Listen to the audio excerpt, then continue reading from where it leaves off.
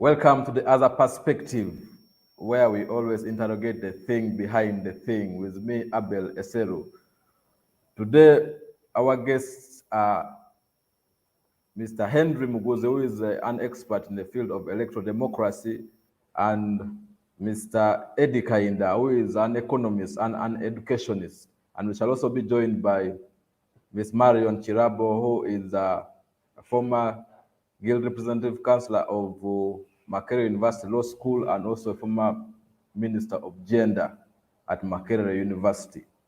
She's an activist when it comes to aspects of gender and equality issues when it comes to women. So we are going to be interrogating the intersection between education, development, and democracy. We need to understand how are these three variables linked, how do they link to each other and to make sure and help us realize our aspirations as countries in terms of developing and also growing democratically. We do know that COVID-19 pandemic caused a lot of ravage in most of the countries across the globe, and Uganda is among those countries whereby we saw when COVID came in, by March 2019, the president decided to order for a lockdown, and this resulted into closure of schools and other higher institutions of learning. And we saw over approximately 15 million learners were all sent home, and most of them, especially those ones at primary 1 and primary 3, have not stepped their foot in class for over 2 years now. Though there are those ones who have been running remotely, but still this has not been so effective as to those days where people used to go physically and have their lectures. So today we want to understand from our guests who are going to help us understand the intersection between education, development, and democracy. Kindly, our viewers, you can also subscribe to our YouTube channel and also our Facebook page. You can like on it as you follow the conversation and we move on. We do know that education is a passport to the future, for tomorrow belongs to those who are prepared today. So we want to understand how prepared is Uganda in terms of education, in terms of education helping us pass to development and also achieve sustainable democracy. So I want to bring Eddie Kayinda, who is an economist and also an educationist. You do understand Uganda as a country has gone through a lot of challenges in the education sector ever since COVID-19 came into place. And I want you to help us make a correlation between education, development, and democracy in your own understanding as an educationist and as an economist. Thank you so much, Abel. I believe you can hear me. My name is Eddie Kayinda for the viewers, and I'm an economist and education expert in this country. First of all, we are unlucky that the scourge of COVID-19 pandemic has totally destabilized the education sector in Uganda. We are aware that for the last 2 years, we have children that have not stepped in class, especially those in the lower primary. And the future looks doomed for those that have not had any education, and the parents are worried, the stakeholders are worried, and the world is worried, not only in Uganda, but also in the other developing countries in Africa, sub-Saharan Africa, Asia, and the Caribbean. But the key question is, what does the future hold for the developing world without a developed education system in place to ensure that people can learn skills, can learn competencies, but can also learn productivity enhancing characteristics that are able to help them in shaping their economies in the countries where they live. And that will be the focus of our discussion. For purposes of knowledge, education in this context can be taken to be the stock of skills, the stock of competencies, and the stock of characteristics that enhance production in any economic system.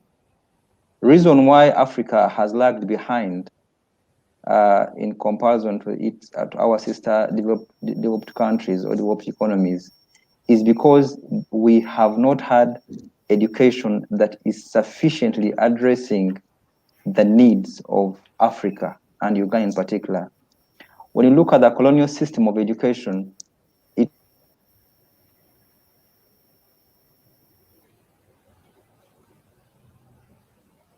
was employment. It was shaping us to engage in production. It was shaping us to engage in activities that can reshape the economy. But as education, I remember that when we had that type of education, Uganda was one of the, it was comparable to the Asian tigers. But as we moved on, education is being diluted, and when it came to when the effect of COVID-19 came in, it even became worse. So we no longer see education as a stock of skills. We no longer see education as a stock of competencies.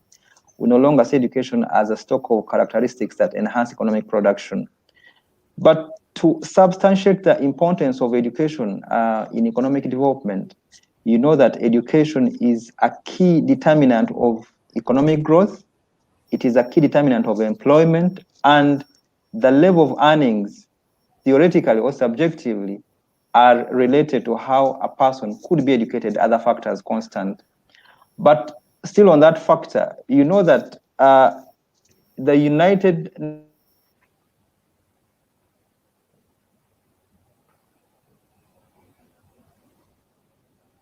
of the Human Development Index. And amongst the three indices that the UNDP determines to define the level of development of a country, there is income, there is life expectancy, but there's education. But they go on to state that for you to be able to raise the levels of income of a given economy, but also improve the life expectancy of a given economy, you must be sufficiently educated. That is why when you go to Europe, countries in the Nordic countries, Britain, Germany, they have thrived because of having the biggest population of the biggest section of their population are educated. But when we say we have a distinctive future of any economic system as being education, what is happening in Uganda, and how do we relate education to democracy?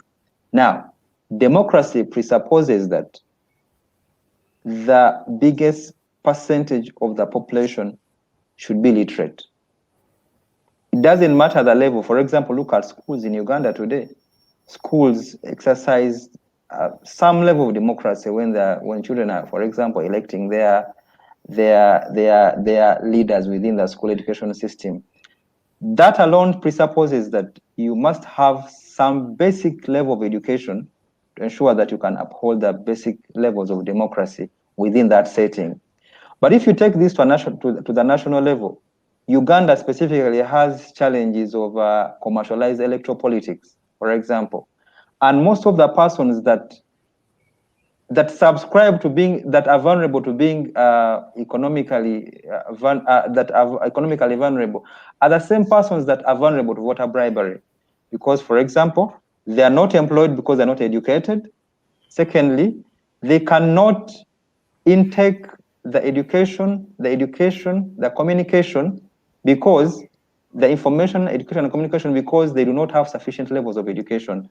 So when it comes to relating education and democracy and development, automatically a country that is not educated from the from the education of the economics perspective cannot inch anywhere better than an educated economy, for example, like those we have in the developed world, in Europe and America. But secondly, we want to establish that in a system where there is no education, economically, you shall have what we call social exclusion, meaning that you have social safety nets destroyed. You shall not have economic inclusion. meaning that most of the persons shall not be employed and therefore shall always lag below the national poverty lines. But also, the levels of corruption will be high. One of the reasons why you have corruption in Africa and the developing world is because most of us are not educated. Persons are not civically competent. We had a national shame recently in the last 2 days when the IGG survey established that Uganda loses 20 trillion shillings in corruption annually. You and I understand that, but your mother in the village or your brother in the village that is not educated, can they understand what it means to have 50% of the national budget going to corruption? And do they know what it means? So it can always take an educated population to understand such kind of characteristics and relate that to development. And then for purposes of democracy, people cannot take a conscious decision civically if at all they have not had a sufficient level of education within their given system. Thank you, Abel. Thank you so much, Eddie. Henry, I now want to bring you from where Eddie has stopped. He has just told us how education is very important in making sure that we are able to realize both our development and also for sustainable democracy. Now, we realize that Uganda has aspirations of becoming a middle-income status, and we also have Vision 2020, where the country is using to follow to become a prosperous country. And one of the things that the Vision 2020 highlights is that education is one of the key mechanisms they want to use to realize both political and socio-economic development in Uganda. Do you think with the current context on how our education sector is operating can be able to help us really realize some of the aspirations the country is trying to strive for?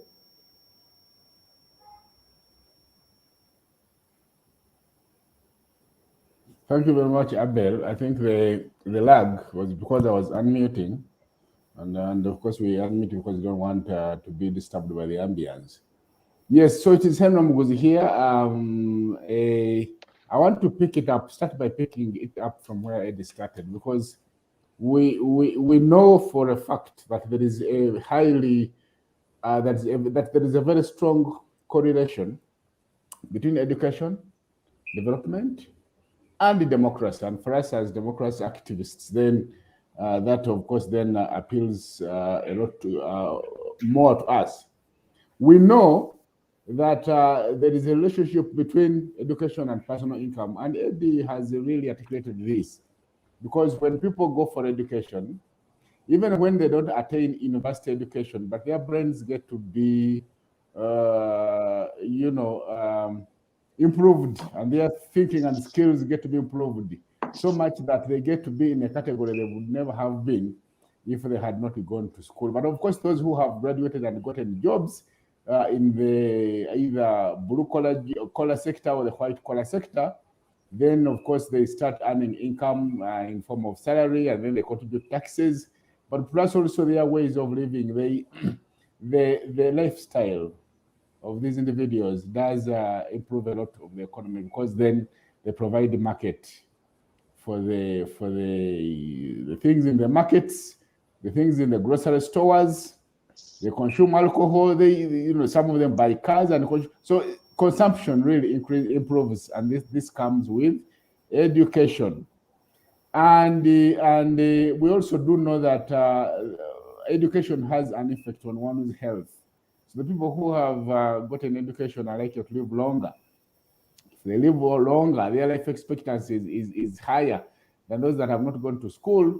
Then they will sustain the economy for a much longer time. So in terms of economic development, still you get to see that there is a benefit, there is a correlation between education and development. I want also to argue that the benefits of education extend beyond the private return to the individual. For example, when you increase the supply of graduates from the many universities we have around, I think we have about 50, okay? That raises the income levels of the others who live in the same locality with these, because they will consume, but also provide, third level, or you can call them subsidiary employment. So some of these build houses, and therefore they're going to employ people around there. Some of them engage in agriculture, and therefore they're going to engage members of the community to provide the casual labor.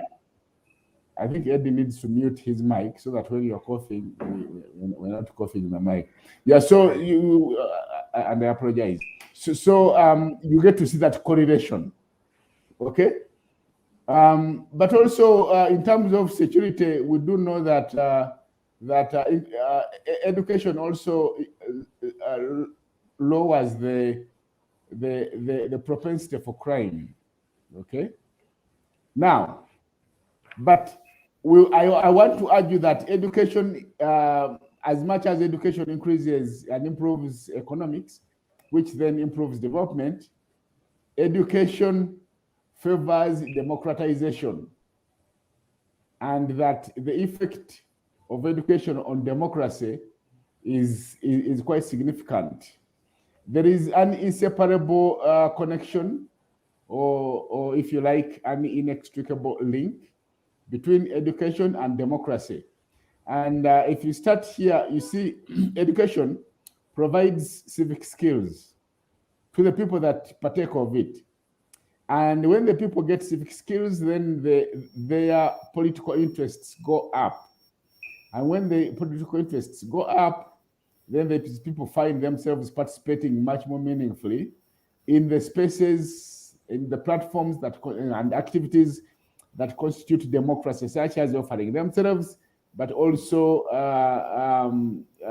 voting objectively. Now, we as political scientists, but also as democracy experts, we do know that at one time we were advised a philosopher. His name is Socrates, because Socrates advises that managing matters of the state is so technical that you would want to ensure that the people that get into that space to manage it have education. I can give you an example. For example, if you are going to board a plane, and they tell you there are two planes, well, one plane, the pilot is still studying. Actually, he has just enrolled. He's in 6 months of starting his career as a pilot. And the other plane has a pilot that has been at his job for the last 10 years. Which plane would you board? Of course, you are going to have to board the other one which has a person with technical skills. So education, so politics, democracy, the politics that runs on the anchor of democracy and elections requires people that are educated. I should want to also argue that higher education leads to more democratic politics, because the higher people get to be educated, the more they get to be critical, and the more they have to they make contributions that will guide the country into better democracy. So it is clear that democracy can function properly only if its citizens are properly educated. So when we come back to the situation of Uganda, we have children that have been sitting out of school for the last 2 years. We have been advised and encouraged, or can I say consoled, that you see life is better than education, it's better to have life. But what is the meaning of life without education? And what is the meaning of democracy without educated people? You see, we do know, and we have learned from the experience of Uganda, that the uneducated man or woman, okay, or any other person with limited education is different, is a different political actor from the man or woman that has achieved higher education. I think this needs no overemphasis. And therefore, education is supposed to promote democracy by influencing the competence and cognitive orientations of individuals, and by providing experiences and instilling democratic values. And I want to speak about democratic values because I have written them here. Values such as liberty, equality, fraternity, dignity of an individual and others can only be enjoyed by an educated society. Now, when you look at the countries that are so-called developed today, one of the things that drove the factors that drove that development were them ensuring that education prevailed, because education provided development, and then they went into democracy. But when we say education, we don't just say education. We are talking about quality education. So you asked whether, and then to answer your question, I think as a country, we need to get back to the drawing board and think seriously, because we find ourselves in a situation where our neighbors in Kenya, the schools are open. In Tanzania, schools are open. In Rwanda, schools are open. It's only us where Burundi actually never closed. Tanzania actually never closed. So it's only us, Uganda, that have schools closed. Education is at a standstill. Earlier on, I was on Twitter, and my good friend Aisha Kavanda posted an image where, in a classroom of one of those universal primary education schools, the anthills have built onto the desks. These are things that are happening everywhere. Now, today is the 17th or 16th of October. I need to check my calendar. So the October is gone. We have November. We will then go into November and December. And in January, we have been promised that if people get to be vaccinated, the schools shall open. What plans are in place to ensure that schools like these or happenings like these have been cleaned out? The anthills are cleaned out. We have allowed the corrupt people to construct classrooms, they build floors without putting a polythene on top and underneath before they do screening. And therefore, because of the lack of any polythene material or anything that stops termites, the termites are having a field day. They are just penetrating the floors and building into the classrooms. We allowed that to happen. What do we have? We have not had the minister coming out to tell us that there are any plans to go and seek extra funding to make sure that these classrooms are prepared before reopening of schools. And so the situation we are in is what you can call a prisoner's dilemma. We are between a rock and a hard place. It really requires that we come together as a country, but also as parents, and see how are we going to make up for the lost time, a time where children have dropped out of school to do business, and we do know that once a child tastes money, they may not necessarily go back and be the same people. Others have produced children, and someone thinks that is okay because now you had one person, then you have two individuals. But this is not okay, because the tragedy of Africa is that we have lagged behind, and Africa, we have no excuses, because we have seen what has made the developed countries develop. For them, they developed without seeing and learning from others. But for us in Africa, we know and we have seen the factors that have let the others develop. And therefore, I think the time has come. We need to think and reflect very seriously on this one. Back to you, Abel. Thank you, Henry. Now, Eddie, you as an educationist, you've just heard some of the points Henry has been hinting, and he has mentioned how education is very important in ensuring that we are able to democratize and have citizens who are very competent enough and are able to maybe advance the country forward. You do know that you are in the education sector also as an educationist, and currently the local newspaper reported once that over 20,000 private education institutions are under distress in terms of they are indebted, and also some of their structures are almost dilapidated, and they require a lot of money to be able to come back to normality.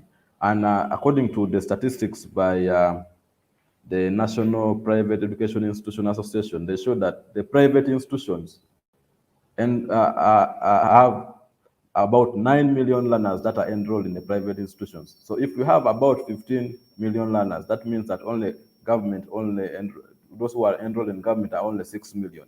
So if you have about 20,000 private institutions which are under distress, what does that mean for us as a country, as Uganda? Don't you think this is a clear picture that we are breaking down in terms of our education system?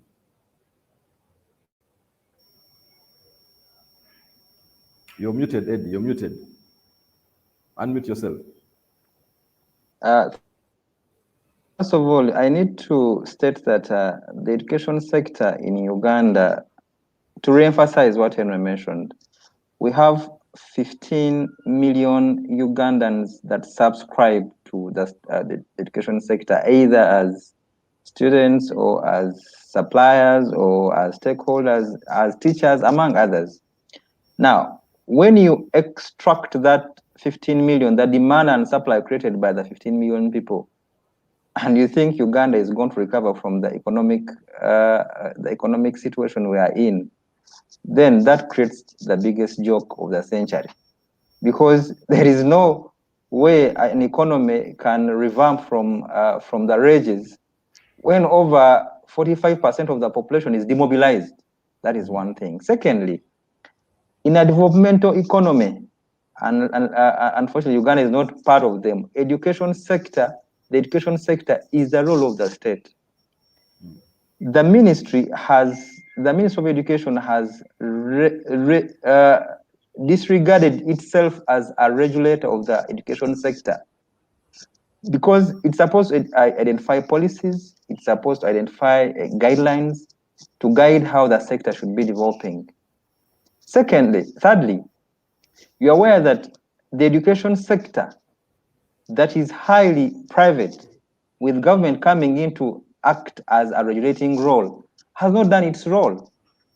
If we have over 75% of the students in private schools, as you have mentioned, and government has not come out to guide us on how they're going to support private schools to revamp their systems, to get out of the financial stress and organize themselves for the education sector in reopening in January 2022, do you think anything possible, anything constructive can happen?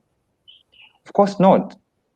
Fourthly, you are aware that if we engage the sector in terms of its capacity to transfer knowledge, to transfer skills, and transfer competencies onto the productive sector, then we can easily acknowledge the importance of the sector in terms of economic development.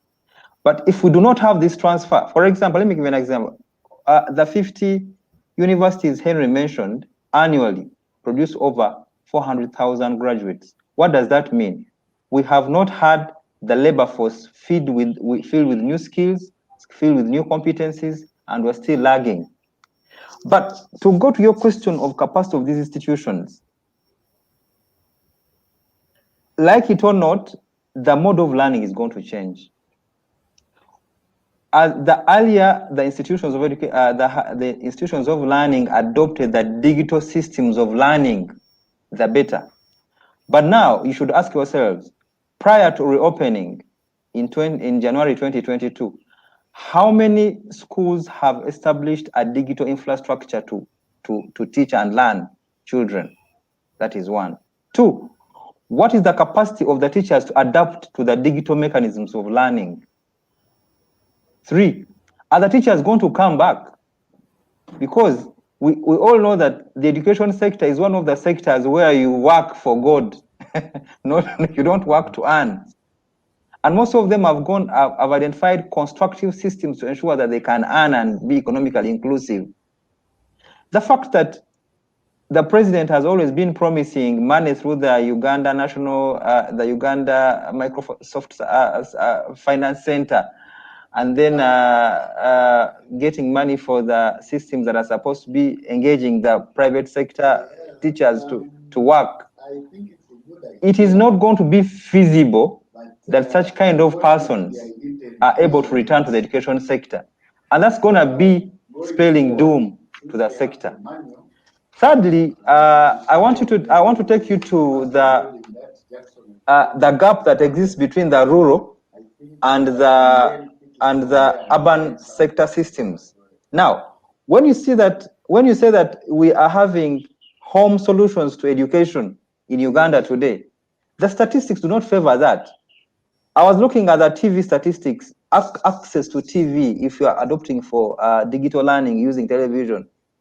45% of the persons that have access to TV live in Kampala and Kampala, Wagiso, and Entebbe. Chigezi, the whole of Chigezi, including all the 8 districts of Chigezi, have TV coverage of only 1% of the national coverage.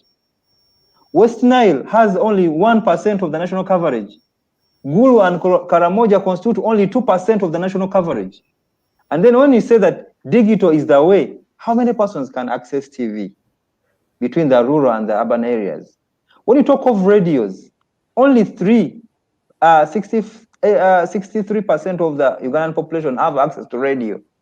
But you know that in the conventional learning systems, education is physical. You must interface with the teacher and the student for skills to be imparted using the psychological, the physical, and the affectional approaches to learning. That cannot happen in such a system. Government has not established a system that brings into that.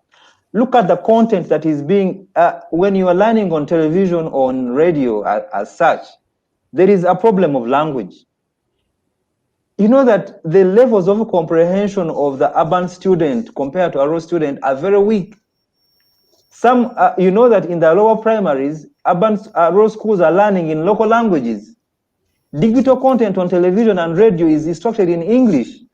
How do you expect such a thing to happen? You know, as we take ourselves towards 2020, and we are even not sure because the president is shifting position. He said that for us to open, we shall have about 4.8 million people vaccinated. But now the shifting of the position is that we should now have 7 million Ugandans vaccinated, including teachers. But the vaccines for the second dose of the teachers has not come. But also the system of vaccination is not straightforward. Now, for us to be able to have 7.0% million people vaccinated in January, at the pace at which Ugandans are being vaccinated, that is going to take us to about June next year. What is going to happen for a child that has not gone to school from 2020 to 2022? That is a generation wasted. The UN indicates that in the developing world, we have lost over 10% of the educational gains and outcomes that we have had in the previous 5 decades. But also, the learning poverty is increasing. Apparently, in the developing world, 95% of the children that we do have in the rural areas have experienced learning poverty. Learning poverty means that you either forgot what you learned, or when you go back to class or somebody gives you a text, you cannot read and understand what you're reading and what you're comprehending.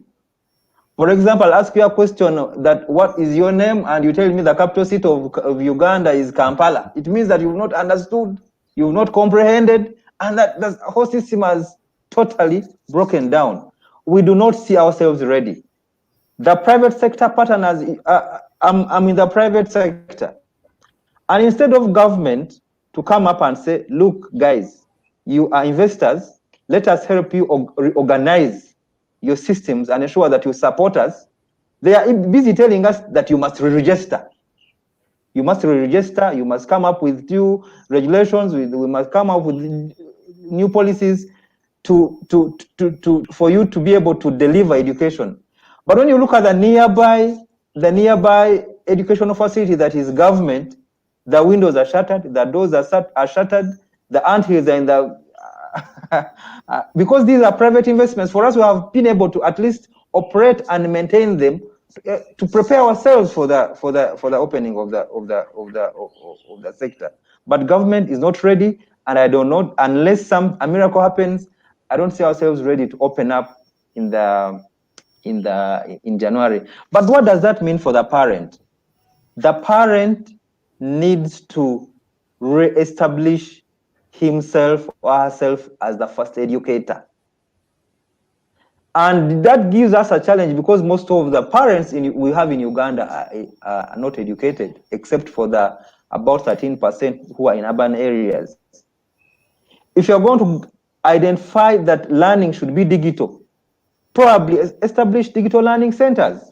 If people cannot access TVs in the household, create community centers. Today, the developing world, in other countries, they are developing models where they are supposed to be taking education to the communities other than children coming to the schools. This is being piloted in Rwanda, they're piloting it in Tanzania, and they're piloting it in Kenya and Nigeria, and I think Ghana.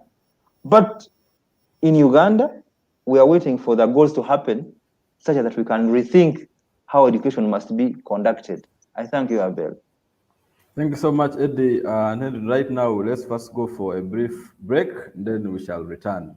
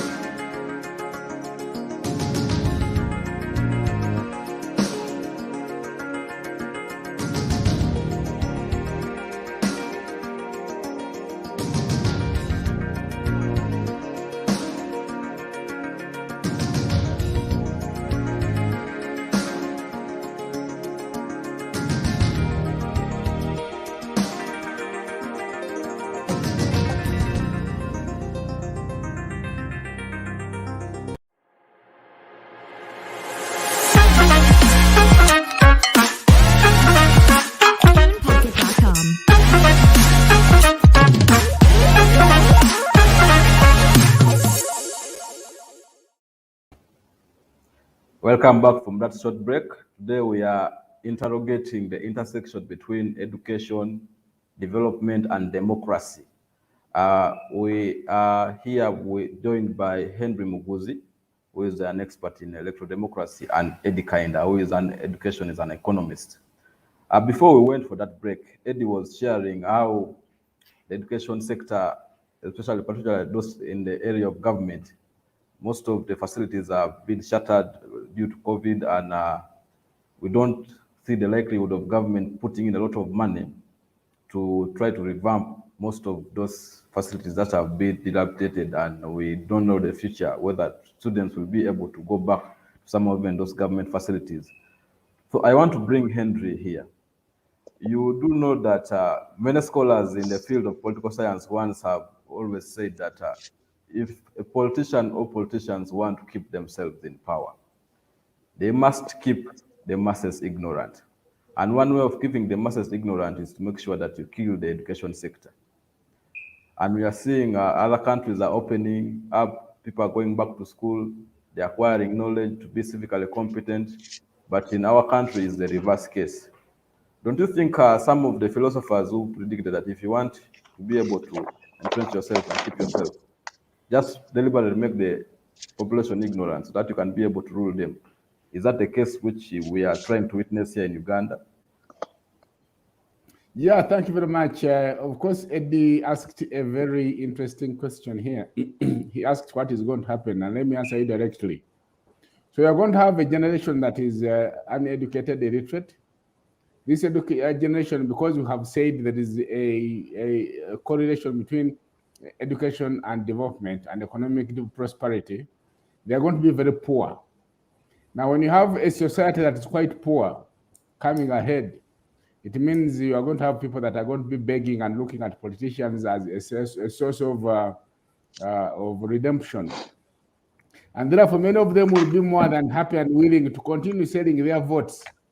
And when they sell their votes, it means you are not going to be bothered as a politician about explaining political ideology All you have to do is get money, give them some food and some booze, and they vote for you.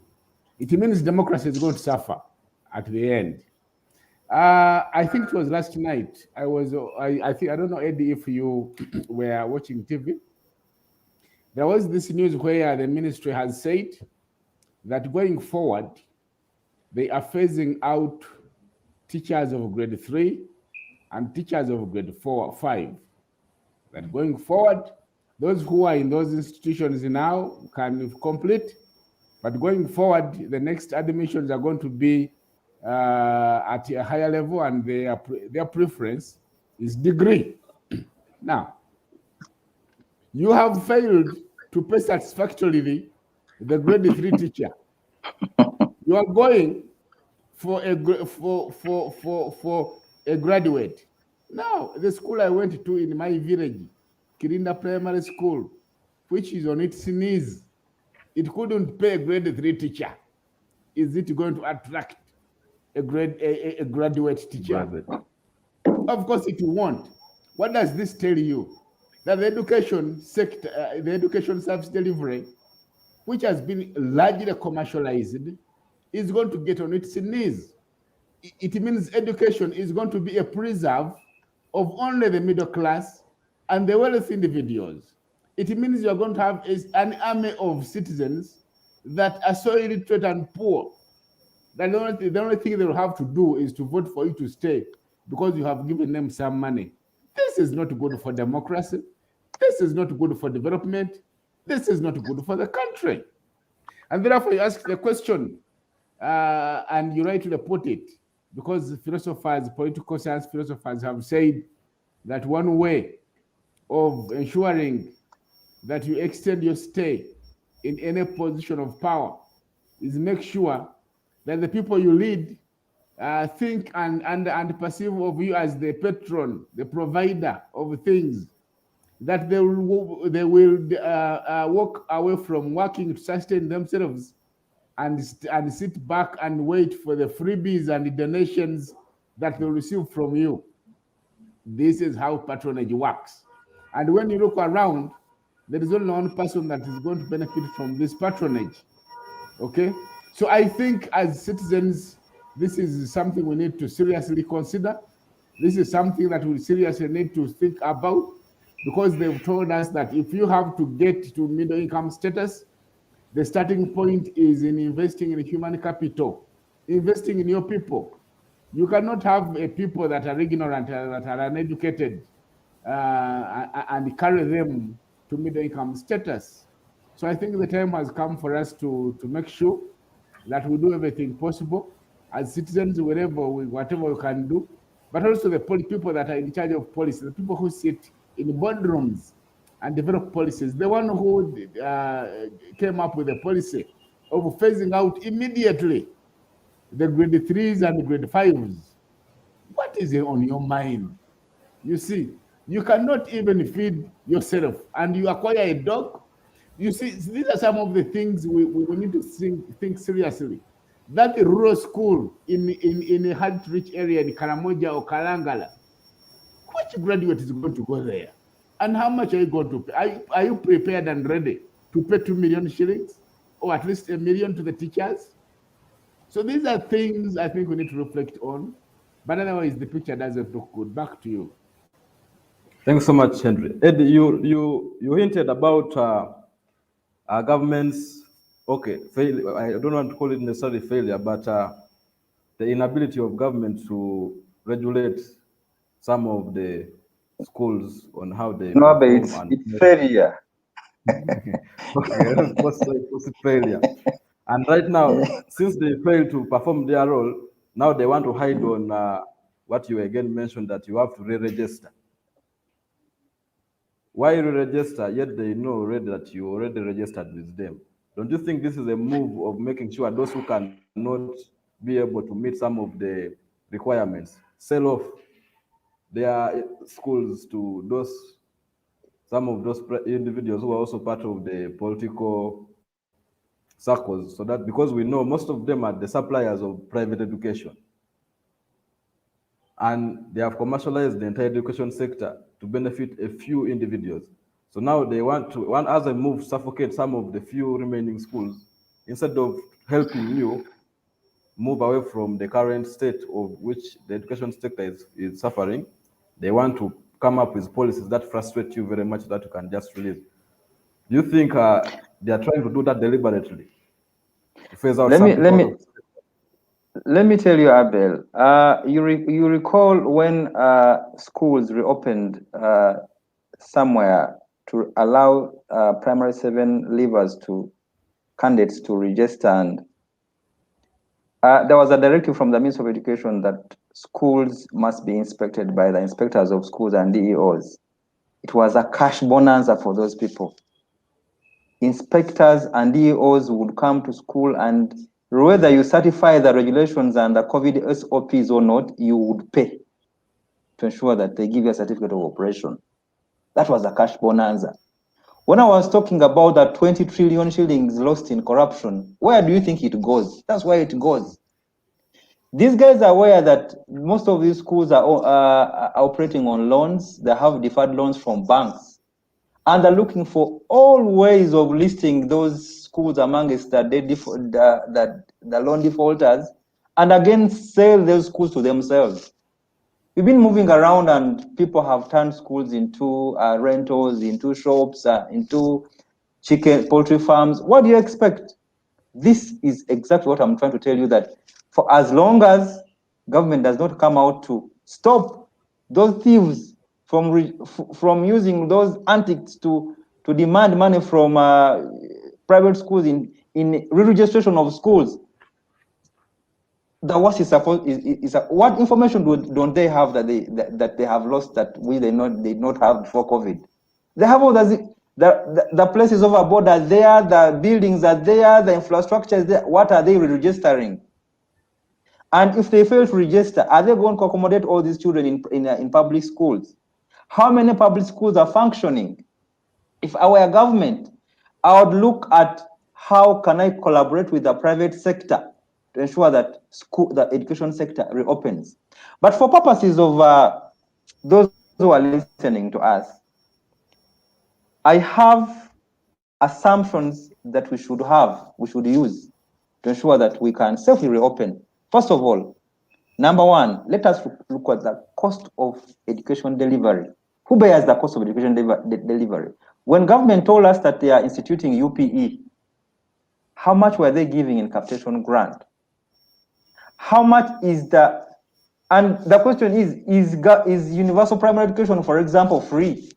If you look at the cost of maintaining a child by a parent vis-a-vis the cost the government is paying in terms of capitation, who's paying much more money? So there's a need to recost.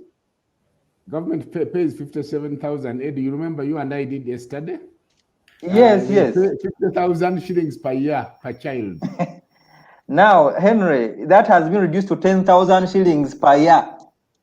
It means that government is now paying 3,700 shillings per term per child, an equivalent of about 900 plus, and if you round it to the nearest, it becomes 10,000.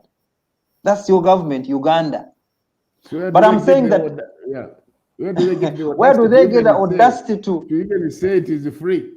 Is that paying? Because you see, is that education? 3,000. Secondly, government should look at the funding pattern of education. I think it is now time for government to come up and say, parents, I think we have parents, caretakers, and guardians. This is a heavyweight for us. Please come to our rescue and support us and revive the sector. Refinance, maybe 50% in public schools. Thirdly, on education planning, let us try to ensure that as we reopen, maybe the schools cannot afford to, under the SOPs that probably we shall have, we might not have to accommodate all the children at a go. Let us rephase learning. Let us digitize learning. Maybe in urban areas. For rural areas, that won't work because there is no supportive infrastructure. There's no internet. Look at a more appropriate means of ensuring that children learn in communities. If it means taking education to the communities, they should do that through camps. On human capital formation, let us try to, I can assure you over 60%, over 40% of the teachers that who are in the education sector, and given the new narrative of upscaling their qualification to a degree level, how many of those teachers in Uganda do have degrees? Degrees, that is even too far. Diplomas. When you go to the schools of education in the universities that we do have, vis-a-vis what is the demand for teachers in the education sector, what percentage of teachers are you going to have into the system? Instead of stopping, they would have given, for example, scholarships and say all teachers with grade 3 qualifications go back to school and learn as we try to fully reopen the sector in the next 3 years. But to say that stop, are you going to have technocrats to come and deliver teaching and learning processes to the children? Fifthly, the investment in education should be supportive of the private sector.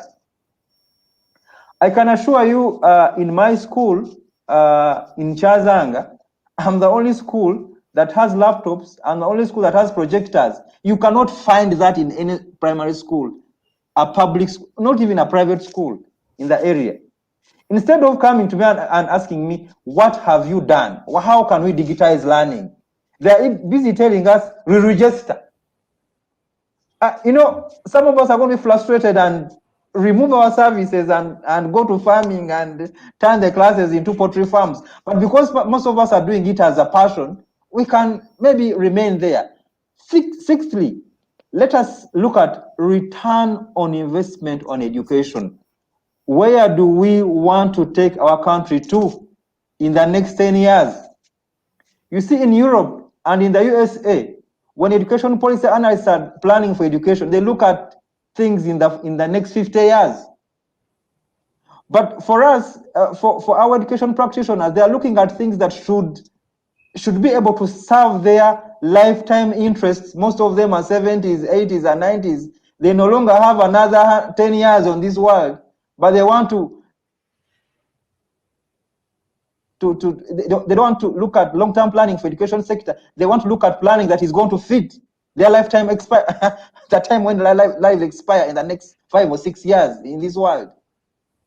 Second, let us look at educational efficiency.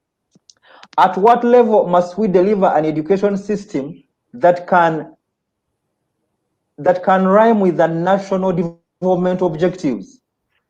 Has anyone been able to relate the current education structures to the National Development Plan 3 and say that in the next 5 years or 10 years, if we deliver this type of education, Uganda can be here in terms of development? Have they looked at the supply and demand patterns of education and say that, for example, we shall let me give you a scenario. Every year, the education sector enters about 2.5 million children in the lower primary, actually nursery schools.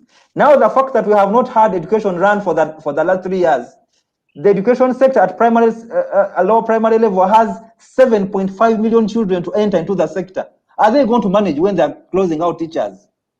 And lastly, let us look at the labor markets. Are we sufficiently convinced that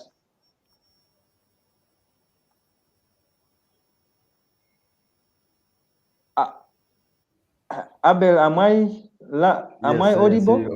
You're audible. You can summarize your point in the next few seconds. Hello, Abel? You're audible. You speak. Yeah. Speak. Yes. As I come to an end, let us try to look at the on the labor market. Yes, I can hear you. I'm making my last submission. I seem to have lost you.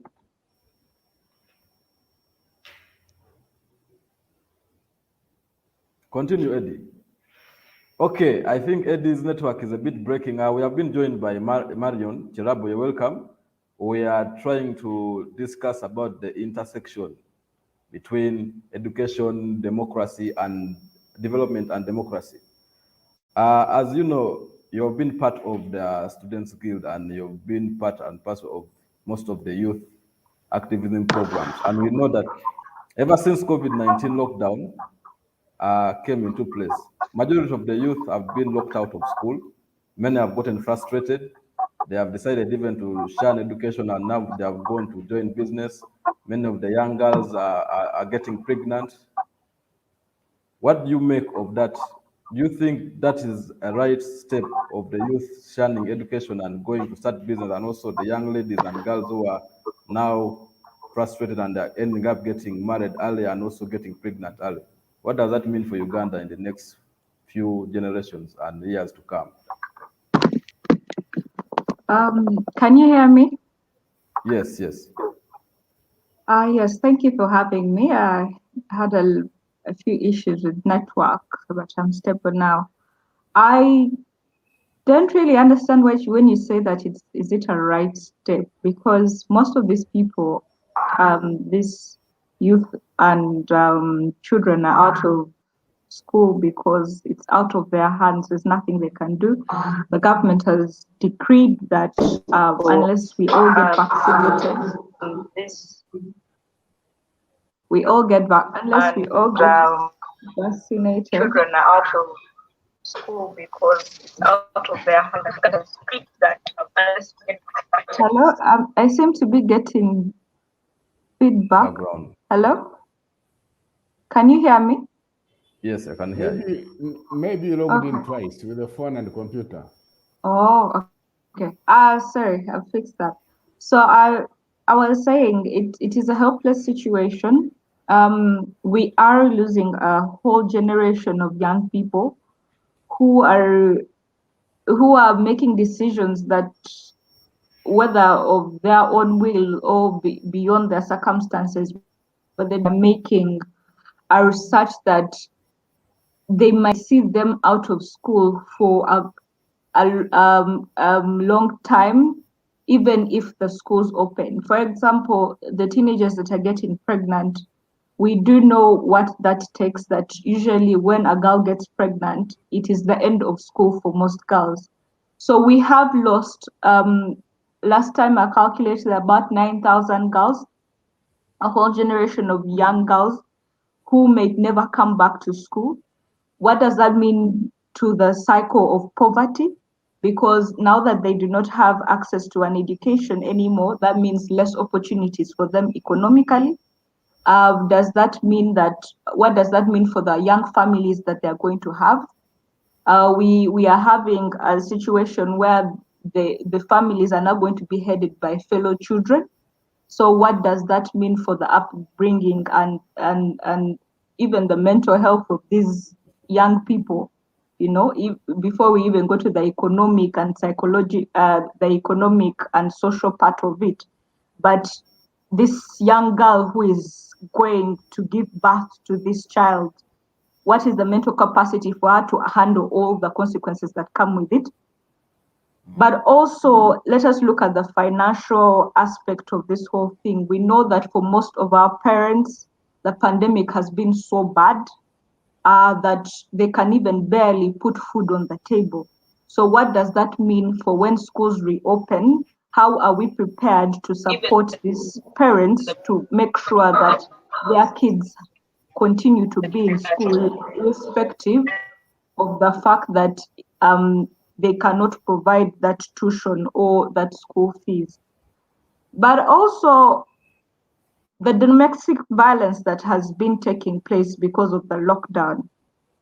Also the mental health. I'm particularly worried about the mental health of the teachers themselves. It cannot be easy for you to have been you thought that you're a respectable member of society, and certainly you are relegated to being, let me say, a brick maker, you know, and not to say that they are not, it's not, let me say, a kind of job is bad or anything like that, but to the level of education that they have attained, it is quite demeaning.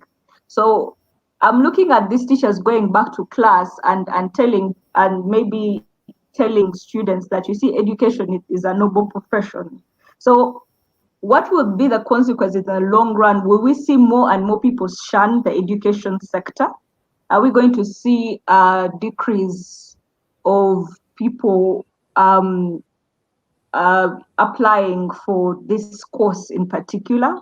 Those are things to think about. Then back to domestic violence, the impact on families, on children, when they go back to school. Have we prepared some sort of, let me say, cushion, or have we made sure that when they come back to school, we are able to handle the trauma that they have gone through all these 2 years of lockdown? Because it is real. They have witnessed their parents fighting, their moms being brutalized. Them as children have also experienced violence because of the external forces, the economic situation putting stress on their parents, and therefore their parents putting stress on them. So to me, the pandemic has come with so many challenges that I feel that we are not equipped, or we are not even taking deliberate actions, especially in the education sector, to handle all these different challenges that have come with the pandemic.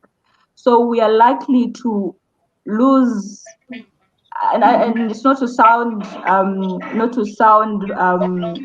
exaggerate or anything, but to me, we are likely to lose a full generation of young people due to all these factors. And if we're not able to sit down and take a deliberate action to kind of put cushions in place so that we mitigate the effects of the pandemic, we might be in trouble. Well, thank you so much. You've really tackled that very well. We are likely to have a real generational wastage of people who would be able to impact on the development and democratization of Uganda. So we have run out of time, but I will need each of you to give us your parting shots. I will start with Henry. You have just listened to both Eddie and Marion. They have talked of how the current continuous closure of schools is likely to cause a generation wastage. What do you think should be done to ensure that we are able to mitigate some of the problems that are currently existing, to ensure that the generation is not really wasted and we have at least some hope whereby they can be able to be part of the people who are able to contribute to the development and democratization process of Uganda in the long run? Thank you, Abel. Adam Smith, the grandfather of modern economics, at one time said that when one invests in education, it's analogous to erecting a very expensive machine. Because when an expensive machine is erected, it will bring back the profit invested in it with a lot of profits. I mean, the investment, to bring back the investment, put in it with a lot of profit. Right now, what the government has to do is to increase on its investment in education. A situation where government is committing less than 50,000 per child per year in terms of capitation grant, and you call that investing, that must be a joke. And therefore, I think government has to up its expenditure in education. The hand of government in the education sector has to be more strengthened more. We want to see more budget allocation to the education sector. I thank you. Thank you so much. Eddie, as an educationist, what is your parting shot and what do you think should be done to uplift us from this current barrier, which is making about 15 million learners kept at home?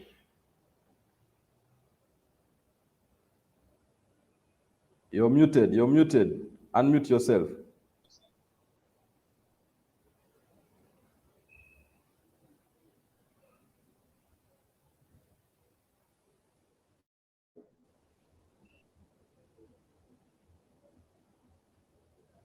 I'm muting, and okay, I was saying that it's now time for government to rethink opening schools. We have been closed for some time.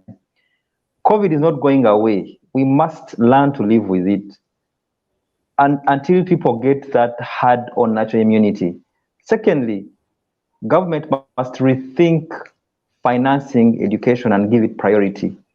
For me, I think the most focal sectors government should be rethinking of financing today, other than security. I've seen the president launching the first armored car, but I think that is not Uganda's priority today. Education is priority, health sector is priority. Until we think that education must be given sufficient budgets and money to finance activities, to finance operations, the African world, the third world, Uganda in particular, is not about to get anywhere beyond what we have. But lastly, to the parents, rethink of identifying how we can develop our capacities to start learning children from home, even when schools are opened. There are going to be gaps in structure, gaps in financing, gaps in delivery that must only be purged up by the parents, caretakers, and guardians. I thank you so much. Thank you so much, Eddie. Marion, you joined us late, so I'm going to give you a little bit like 2 minutes to give us your own parting shots, especially in line with what should governments do and other stakeholders to help mainly the young people and mainly the young girls who are gotten pregnant. What should be done to help them, especially in terms of reinstituting them back to school in the long run if schools at all open?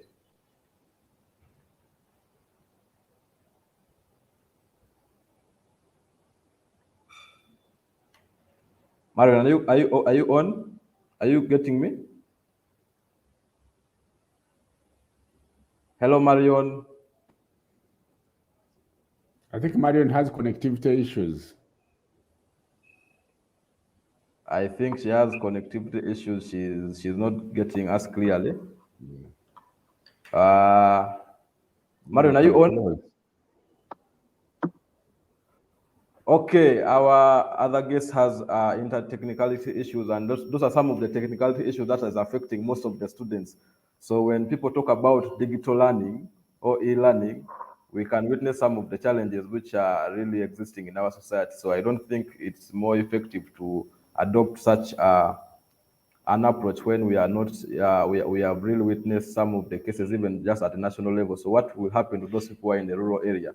So I want to thank all our viewers and listeners outside there. Thank you for tuning in. It has been the other perspective. We applaud you for being with us for that 1 hour. Keep tuned, like our Facebook page and also like our YouTube channel, ACFIM Uganda. We shall again be with you next week on Wednesday. Please keep tuned in as we interrogate the thing behind the thing. Thank you so much. I remain Abel Esero.